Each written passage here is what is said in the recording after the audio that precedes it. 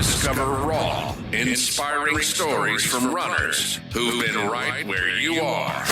This is the Choose to Endure Ultra Running Podcast with your host. He's English, not Australian. Richard Gleave. Hello. Welcome back to Ultra Essentials. This is the three-part series where we've been reminding you of the basics of ultra running in bite-sized, consumable format without trying to overwhelm you with science or information, hopefully giving you just what you need to consider. This is part 3 of 3. My name's Richard Gleave. I'm being your pacer for this last leg of the journey. And we're starting the victory loop with Chapter 7, Training Techniques and Plans, focusing on how to prepare your body and mind for the exciting challenge of ultramarathons. So embarking on any ultra journey is thrilling, but it can also be pretty daunting, especially if this is your first race or you're going up in distance for the first time. So the key to success lies in a well-structured training plan. It's not just about logging miles, it's about building endurance, strength, and mental resilience while avoiding injury. Your training plan should be a balanced mix of mileage, speed work, and recovery. Start by gradually increasing your weekly mileage. The 10% rule, where you increase your distance by no more than 10% each week, is a pretty good guideline to prevent overtraining. Speed work isn't just for short-distance runners either. Incorporating intervals or tempo runs can improve your cardiovascular efficiency and make your long runs feel easier, which is great. But remember, ultra running is ultimately an endurance sport, so long, slow runs should be the backbone of your training. A good rule of thumb here might be to shoot for 80% slower runs to build base, and then fill in the other 20% with speed or hill work to add some variation and get that cardio going.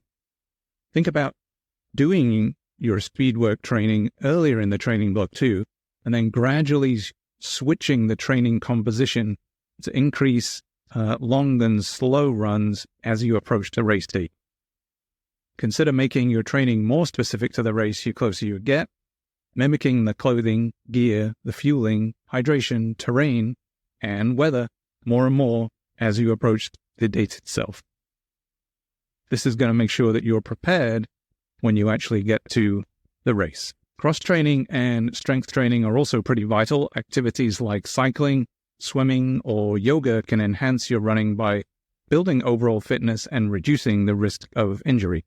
Strength training, especially core and leg exercises, will help you power through those tough trail or hill sections.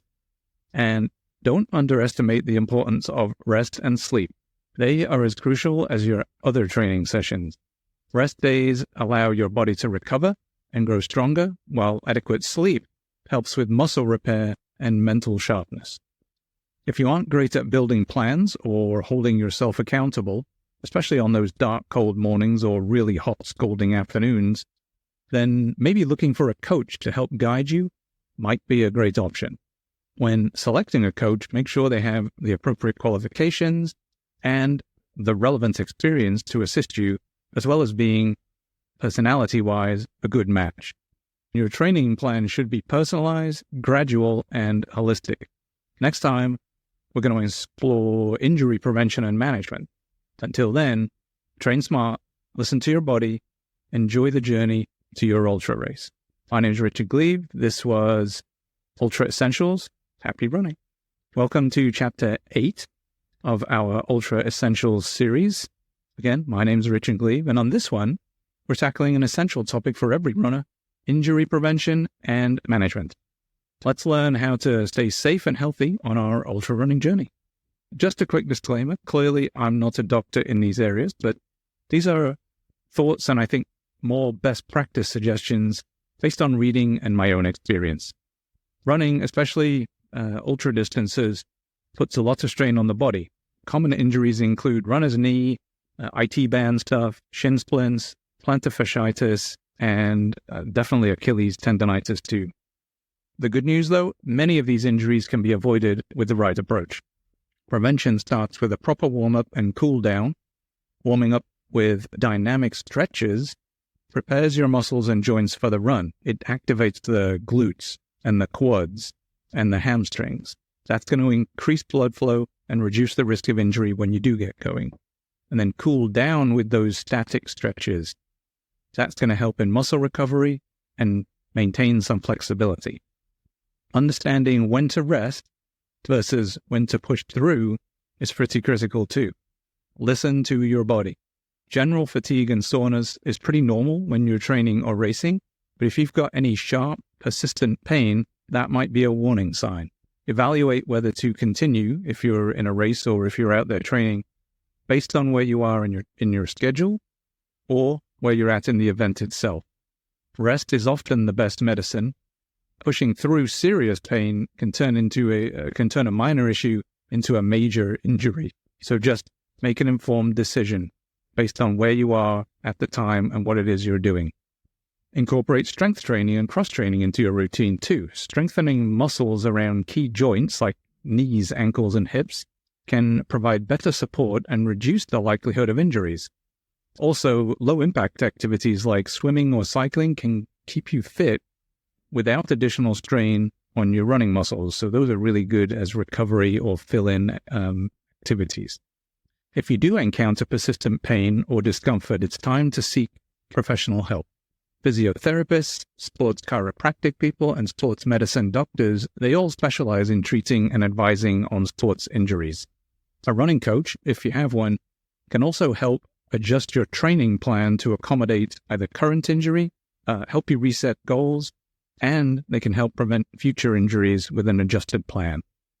Remember, taking care of your body is as important as pushing it to its limits. You're going to need it in good shape to enable you to get there, right? So try to tune into what it's telling you and react accordingly. Stay with us for our next chapter where we'll discuss understanding and choosing the right events. Until then, train smart, stay healthy, and keep running. I've been Richard Gleave, and this was Ultra Essentials. Welcome back. This is Chapter 9 of the Ultra Essentials series, Understanding and Choosing Events. In this chapter, we're going to navigate the exciting world of ultramarathon events themselves and how to pick the one that suits you best. Not all events are made for all people, but that's a great excuse to try them all and find out which ones you prefer. So ultramarathons, they come in many flavors. There's the classic trail ultra, which can range from 50K to 100 miles and a lot further, often through a pretty beautiful and challenging natural terrain. Then there are the mountain ultras with significant elevation gain, timed races where you run as far as you can within a specific time range, often on a looped course. There are races on running tracks and races on flat, crushed granite surfaces. There are races at sea level, and there are races at huge elevation, just all sorts to pick from. Choosing the right event is key to your ultra experience, right? So consider your strengths and preferences. Do you enjoy scenic trails, or are you looking for a flat and fast course? How does your body handle elevation changes? How far are you willing to travel for an experience? These are the sorts of things you should be reflecting on as you browse through the events on UltraSignup or wherever else you're looking. Once you've chosen an event, it's time to register and prepare. So make sure to read up on all the race details, the course, the aid station locations. Definitely read up on the cutoff times to make sure you've accounted for or bought in advance all the required gear. This information obviously is going to be pretty crucial for your training and race day strategy. So let's talk about pacing and checkpoints too. Pacing is pretty critical in an ultra. Start slower than you think you need to. It's a really long race, and conserving energy is pretty key. If you can run the whole thing, that's pretty fantastic. Well done. If not, consider how you're going to walk the hills and try to run the flats and downhills. Perfectly okay to hike. Even the elites do this on occasion as necessary. For your checkpoints, make sure you have a strategy, right? Know where they are, know what each one offers, know whether or not there are sleep cots available, and how far and what you need to carry to get from one aid station to the next. But, and this is really important, don't hang around too long. Aid stations are really cozy places to be in the middle of the night or out of the weather, and you can lose time really quickly. And that may ultimately impact your ability to finish or to reach your goals. So just be cautious when you're in an aid station. Know what you need when you go in, do what you need to do, and get out. Remember, every ultra is a journey. Choosing the right event and preparing adequately for it will not only enhance your experience, but it also increases your chances of success and your enjoyment. That's all for this chapter. Next time, we'll wrap up the series with a dive into the ultra community, which is really the heart and soul of ultra running.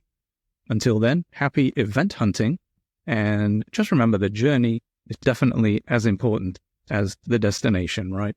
Hello, runners. Welcome to the final chapter of Ultra Essentials. I've been Richard Gleave, and in Chapter 10 here, the Ultra Community, Support and Inspiration, we celebrate the heart and soul of ultra running, its incredible community.